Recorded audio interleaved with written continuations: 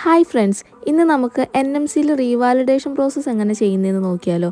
നമ്മൾ എവരി 3 ഇയേഴ്സാണ് റീവാലിഡേഷൻ NMCയിൽ ചെയ്യേണ്ടത്. ഫസ്റ്റ് തന്നെ ഗൂഗിളിൽ പോവുക, NMC റീവാലിഡേഷൻ എന്ന് അടിച്ചു കൊടുക്കുക. അപ്പോൾ നമുക്ക് ഇങ്ങനെ ഒരു പേജ് ആയിരിക്കും ഫസ്റ്റ് വരുന്നത്. അതിൽ ക്ലിക്ക് ചെയ്ത് കഴിയുമ്പോൾ നമുക്ക് വേറൊരു പേജിലേക്കാണ് നമ്മൾ കൊണ്ടുപോകുന്നത്. അതിൻ്റെ അകത്ത് കംപ്ലീറ്റ് ആയിട്ട് നമുക്ക് റീവാലിഡേഷൻ്റെ എല്ലാ പ്രോസസ്സും എങ്ങനെയാണ് ചെയ്യേണ്ടതെന്നുള്ളതിന് വിത്ത് എക്സാമ്പിൾ നമുക്ക് ആ പേജിൽ കാണാൻ പറ്റും.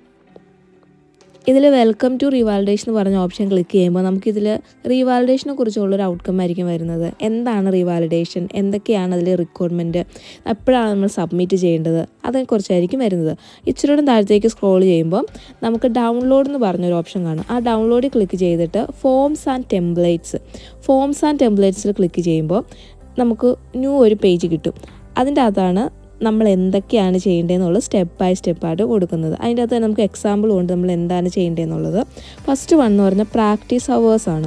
എന്ന് വെച്ചിട്ടുണ്ടെങ്കിൽ നമ്മൾ എത്ര അവേഴ്സാണ് NMCയിൽ വർക്ക് ചെയ്ത്, ഏതൊക്കെ ഡിപ്പാർട്ട്മെൻറ്റിലാണ് വർക്ക് ചെയ്ത്. ഇപ്പം ഡിസ്ട്രിക്ട് നേഴ്സായിട്ട് അല്ലെങ്കിൽ മെഡിക്കൽ ഫീൽഡ് അല്ലെങ്കിൽ സർജിക്കൽ ഫീൽഡ് അങ്ങനെയൊക്കെ ആണെങ്കിൽ നമുക്കതിനെ സെപ്പറേറ്റ് ചെയ്ത് എത്ര അവേഴ്സാണ് ഇന്ന ഡിപ്പാർട്ട്മെൻറ്റിൽ വർക്ക് ചെയ്ത് നമുക്കിതിൽ ആഡ് ചെയ്യാവുന്നതാണ്.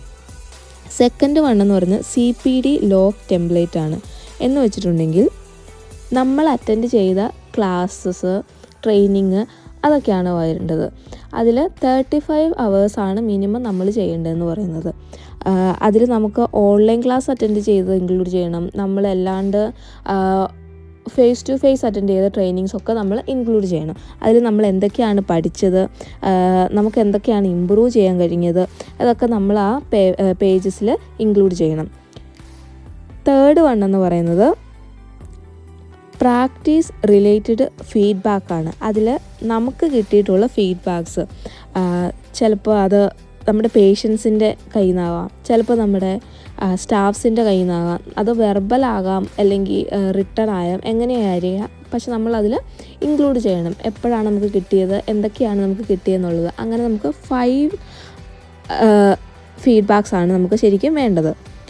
അടുത്തതെന്ന് പറഞ്ഞ് റിഫ്ലക്ഷനാണ്. നമ്മളിതിൽ 5 റിഫ്ലക്ഷൻസ് ആണ് ആഡ് ചെയ്യേണ്ടത്.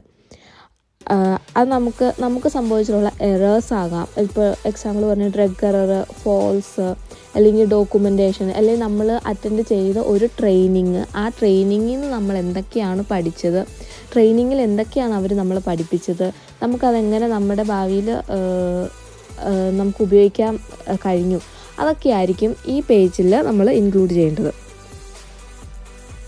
നെക്സ്റ്റ് വൺ എന്ന് പറഞ്ഞിട്ടുണ്ടെങ്കിൽ റിഫ്ലക്റ്റീവ് ഡിസ്കഷൻ ഫോമാണ്.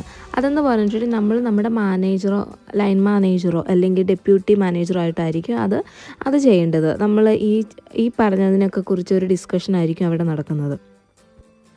ലാസ്റ്റ് വൺ എന്ന് പറയുന്നത് കൺഫർമേഷൻ ആണ്. ആഫ്റ്റർ ദിസ് ഡിസ്കഷൻ നമ്മുടെ ലൈൻ മാനേജർ നമുക്ക് കൺഫേം ചെയ്ത് തരുവാണ് നമ്മൾ റീവാലിഡേഷൻ ചെയ്തു, അവർ സൈൻ ചെയ്ത് തരുവാണ് ഈ ഡിസ്കഷനൊക്കെ ശേഷം നമുക്ക്. അതാണ് എൻ്റെ ലാസ്റ്റ് സ്റ്റേജ് എന്ന് പറയുന്നത്. ആഫ്റ്റർ ദാറ്റ് നമുക്കത് NMCയിൽ അപ്ലോഡ് ചെയ്യാവുന്നതാണ്.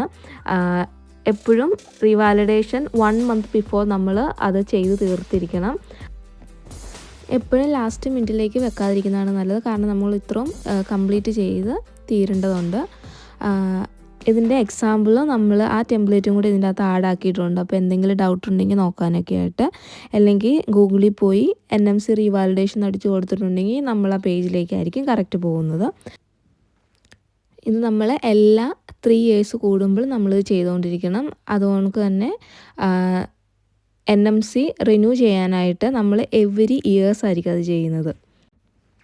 അപ്പോൾ ഇതെല്ലാവർക്കും യൂസ്ഫുൾ ആയെന്ന് കരുതുന്നു. Thank you so much. By.